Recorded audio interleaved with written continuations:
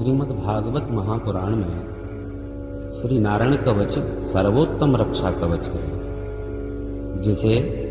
श्री विश्वरूप जी ने इंद्र को प्रदान किया था, जिसको धारण कर देवराज इंद्र वृत्तासुर से युद्ध करने में विजयी हुए थे। इस नारायण कवच को जो भी नित्य पाठ करेगा उसकी भगवान हर संकट में रक्षा करते हैं। ओम हरिर्विदध्यां मम सर्वरक्षां न्यस्तांघ्रिपद्मः पतगेन्द्र पृष्ठे दरारिचर्मासि गदेषु चाप पाशां दधानोष्टगुणोष्टबाहो जलेषु मां रक्षतु मत्स्यमूर्तिर्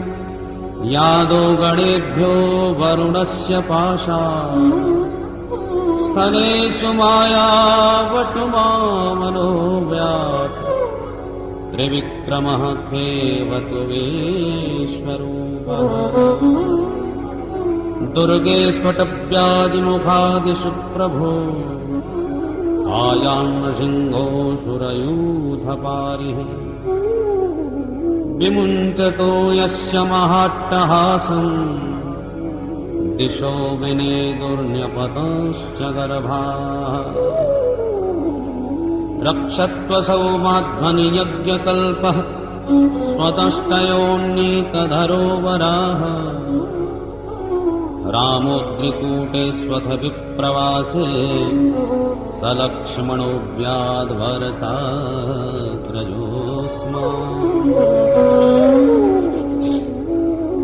मामुग्रधर्मादखिलात् प्रमादान्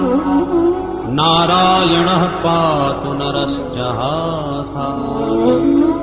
दत्तस्त्वयोगादथयोगनाथ आयाद्गुणेशः कपिलः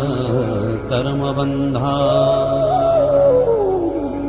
सनत्कुमारो वतु कामदेवात् दयशीर्षा मां पथि देवहेलनात् देवर्षिवर्यः पुरुषार्चनान्तरात् कूर्मो हरिर्मां निर्यादशेषात् धन्वन्तरिर्भगवान् पात्वपथ्यात् द्वन्द्वाद्भयाद्वृषभो निर्जितात्मा यज्ञस्य लोकादवताज्जनान्तात् बलो गणात् क्रोधवशादहीन्द्रः द्वैपायनो भगवानप्रबोधात् बुद्धस्तु पाखण्डगणात् प्रमादात् कल्किः कलेः कालमलात् प्रपातो धर्मावनायोऽनुकृतावतारः मां केशवो गदया प्रातरव्यात् गोविन्दासङ्गवमात्तदैनो नारायणः प्राण उदात्तशक्ते मध्यन्दिने विष्णुररीन्द्रपाणिः देवोपराह्ने मधुः प्रधन्वा सायं त्रिधामावतु माधवो दोषे ऋषिकेश उतार्धराष्ट्रे निशीथैकोवतु पद्मनाभः श्रीवत्सधामा पररात्रैषः प्रत्यूषैषोषिधरो जनार्दनः दामोदरो व्यादनुसन्ध्यं प्रभाते विश्वेश्वरो भगवान् कालमूर्तिः चक्रं युगान्तानलतिग्मनेमि भ्रमत्तमन्ताद् भगवत्प्रयुक्तम् दन्दग्धिदन्दग्धरिसैन्यमासो कक्षं यथा वातसखो हुताशः गदेशनिस्पर्शन विस्फुलिङ्गे निष्पीड्य जितप्रियासे कूष्माण्डवैनायकयक्षरक्षो भूतग्रहाश्चूर्णय चूर्णयारि त्वं यादुधानप्रमथ पेत्रमात्रि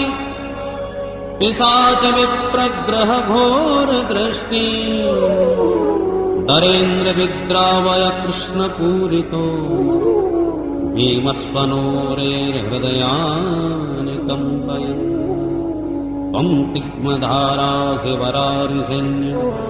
मीशप्रयुक्तो मम छिन्धि छिन्धि चक्षुंसि चरमक्षतचन्द्रछादय विषामघोनाम् हरपापचक्षुषाम् यन्नो भयम् ग्रहेभ्यो भूत्केतुभ्यो नृभ्य एव च सरीसृपेभ्यो दंष्ट्रेभ्यो भूतेभ्यो भूभ्येव वा सर्वाण्येतानि भगवन्नामरूपास्त्रकीर्तनात् प्रयान्तु संशयम् सद्यो येन श्रेयः प्रदीपकाः गरुडो भगवान् स्तोत्रस्तो वच्छन्दोमयः प्रभो रक्षत्वशेषकृच्छ्रेभ्यो विश्वक्सेन स्वनामभिः सर्वापद्भ्यो हरिर्नाम रूपयानायुधानिनः बुद्धिन्द्रियमनः प्राणान् पान्तु पार्षदभूषणाः यथा हि भगवानेव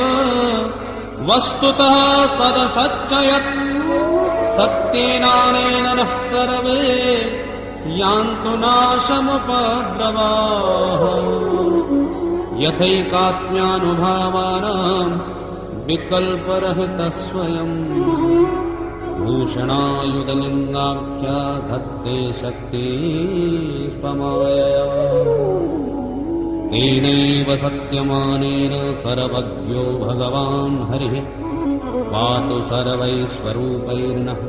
सदा सर्वत्र सर्वगः